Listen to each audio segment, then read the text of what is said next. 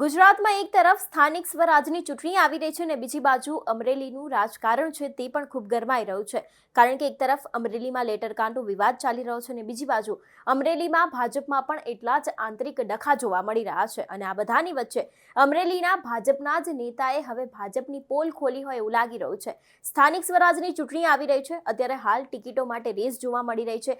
અનેક એવા ઉમેદવારો છે જે લોકો વચ્ચે આપણે અત્યાર સુધી બબાલો થતી પણ જોઈ છે, પરંતુ હવે અમરેલી ભાજપના જે નેતા છે તેમના દ્વારા જ ભાજપની આંતરિક પોલ છે તેને ખોલી દેવામાં આવી છે. શું છે સમગ્ર વિષય જોઈશું આ વિડીયોમાં. નમસ્કાર, હું હંસિની અને તમે જોઈ રહ્યા છો નિર્ભય ન્યૂઝ. અમરેલીમાં હજુ સુધી લેટરકાંડનો વિવાદ શમ્યો નથી. આ બધાની વચ્ચે ભાજપના નેતા એવા ભરત કાનાબાર છે તે મેદાને આવ્યા છે. અવારનવાર તે ચર્ચાનો વિષય બનતા હોય છે પોતાના નિવેદનોના કારણે, અને અનેક વખત તેમને ભાજપની પોલને પણ છતી કરી છે. પરંતુ આ વખતે તેમને જે નગરપાલિકાની તેની સાથે મ્યુનિસિપલ કોર્પોરેશનમાં જે તે વ્યક્તિને ટિકિટ અથવા તો પછી ઉમેદવારને લઈને પણ તેમના દ્વારા એક પોસ્ટ છે જે કરવામાં આવી છે. જો આ પોસ્ટ વિશેની વાત કરવામાં આવે તો તેમના દ્વારા લખવામાં આવ્યું છે, પાલિકાઓ, મ્યુનિસિપલ કોર્પોરેશનનો અને પંચાયતનો ઉમેદવારની પસંદગી માટે દરેક રાજકીય પક્ષો અત્યારે હાલ જાજી કસરત કરે છે. એટલે કોઈ પણ વ્યક્તિ હોય, ભાજપના નેતાઓનું પણ આપણે અત્યાર સુધી જોતા આવ્યા છે કે પોતાનો પક્ષ રાખવા માટે અને પોતે જીતે એ માટે થઈને સામેવાળા ઉમેદવારને કેવી રીતે પછાડવું અથવા તો તેની સાથે એવું તો કેવું વર્તન કરવું જેથી કરીને તે પોતાનું ફોર્મ પાછું ખેંચી લે અથવા તો પછી ચૂંટણીમાં હારી જાય અને એક હાથે ભાજપ સરકાર જીતી જાય. તેને લઈને પણ અહીંયા વાત કરવામાં આવી છે. એટલું જ નહીં, તે બાદ તેમણે લખ્યું છે કે જો કે ઉમેદવારની જ્ઞાતિ અને ગમે તેમ કરીને ચૂંટણી જીતી શકવાની તેની આવડત,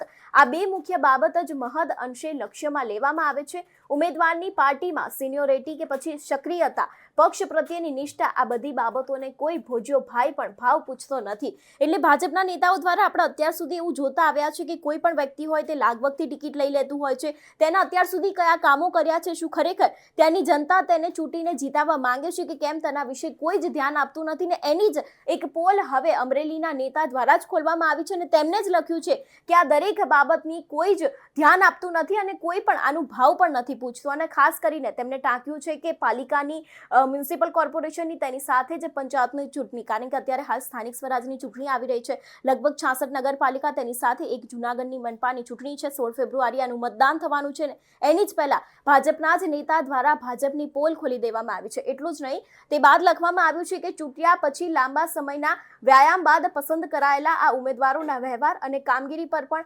પક્ષનું કોઈ જ મોનિટરિંગ રહેતું નથી. એક વખત ચૂંટાઈ ગયા એટલે કે મત આપવા જ્યારે મત લેવાના હોય ત્યારે તે લોકો આવે છે, તે બાદ તે લોકો શું કરે છે, કેવી રીતે કામ થાય છે અને લોકોને ખરેખર શું એ વાતની જરૂર છે કે કેમ, તેના વિશે કોઈ જ આવતું નથી. ને તે વાત પણ અહીં લખવામાં આવી છે. આવી જ વ્યવસ્થા કે મેકેનિઝમની કોઈ પાર્ટી ઊભી કરી શકતી નથી અને પછી ચૂંટાયેલા લોકો ગમે તેવો વહીવટ કરે તો પણ પૂછનાર કોઈ હોતું નથી. કારણ કે અત્યાર સુધી જોતા આવ્યા છે કે નગરપાલિકા હોય કે પછી જિલ્લા પંચાયત હોય, તે દરેક જગ્યાએ ભ્રષ્ટાચારને લઈને અનેક એવા કિસ્સાઓ સામે આવ્યા છે અને તેને લઈને પણ ભાજપના નેતા દ્વારા જ લખવામાં આવ્યું છે કે પછી ગમે એવા લોકો ચૂંટાઈને આવે ને ગમે તેવા વહીવટ કરે, તેમ છતાં પણ તેમને સવાલ પૂછવાવાળું કોઈ જ હોતું નથી. લોકોના પૈસા એકઠા કરવામાં આવે છે, કોઈ પણ કામ કરવાનું હોય છે, ટેક્સ ઉઘરાવવામાં આવતો હોય છે, વેરો લેવામાં આવતો હોય છે, પરંતુ તે બાદ તે પૈસાનું થાય છે શું, તેના વહીવટો ક્યાં થાય છે, તેને લઈને પણ હજુ સુધી કોઈની પાસે જવાબો હોતા નથી ને તેને લઈને પણ અહીં વાત કરવામાં આવી છે.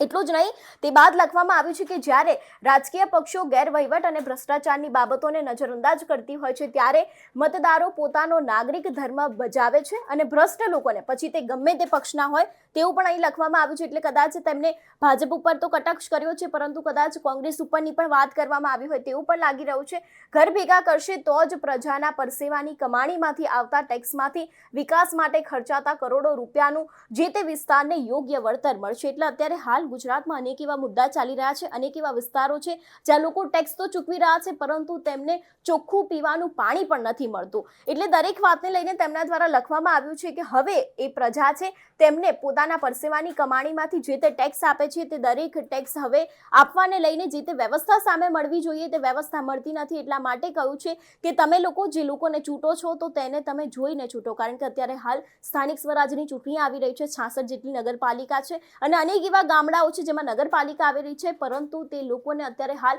એટલી જ મુસીબતોનો સામનો કરવો પડતો હોય છે. તે લોકો ચૂંટાઈને તો લાવે છે, ભાજપ સરકાર હોય કે પછી કોઈ પણ વ્યક્તિ ચૂંટાઈને તો આવે છે, પરંતુ તે લોકોની સમસ્યાનું નિરાકરણ હજી સુધી સુધી આવતું નથી ને તેને લઈને પણ અહીં વાત કરવામાં આવી છે કે ગેરવહીવટ હોય કે ભ્રષ્ટાચારની બાબત હોય તે દરેક વાતને નજરઅંદાજ કરવામાં આવે છે. ખાસ કરીને એવું પણ કહી શકાય કે અત્યારે હાલ ગુજરાતમાં શાસન ચાલી રહ્યું છે તો એ ભાજપનું શાસન છે અને ભાજપના શાસનને લઈને જ અહીં જે વાત કરવામાં આવી હોય તેવું પણ લાગી રહ્યું છે, કારણ કે અત્યારે ભાજપમાં આંતરિક ડખો ચાલી રહ્યો છે. એક બાદ એક ભાજપના જ લોકો ભાજપની પોલ ખોલી રહ્યા છે અને આ બધાની વચ્ચે અમરેલીના સારા એવા નેતા ગણાતા ભાજપના જ ડોક્ટર કાનાબાર છે, ભરત કાનાબાર, તેમના દ્વારા ભાજપની પોલને છતી કરી દેવામાં આવી છે. જે પ્રમાણે તેમને આખી પોસ્ટ લખી એ પ્રમાણે કે દરેક વસ્તુને ધ્યાનમાં રાખવી જોઈએ, જ્ઞાતિવાદ હોય છે તેને લઈને પણ તેમના દ્વારા વાત કરવામાં આવી, ટેક્સ ઉઘરાવવામાં આવે છે, સામે કોઈ કામ નથી થતું તેને લઈને પણ તેમના દ્વારા જે અત્યારે હાલ સ્થાનિક સ્વરાજની ચૂંટણી આવી રહી છે અને તે જ સમયે તેમનું આવી રીતે પોલ બહાર પાડવી હવે કદાચ ભાજપ માટે ભારે પણ પડી શકે છે તેવું પણ લાગી રહ્યું છે. તમારું શું માનવું છે આ વિષયને લઈને અમને કમેન્ટ કરીને ચોક્કસથી જણાવજો. તેની સાથે જ અમારી ચેનલ નિર્ભય ન્યૂઝને લાઇક, શેર અને સબસ્ક્રાઇબ કરવાનું ભૂલશો નહીં. નમસ્કાર.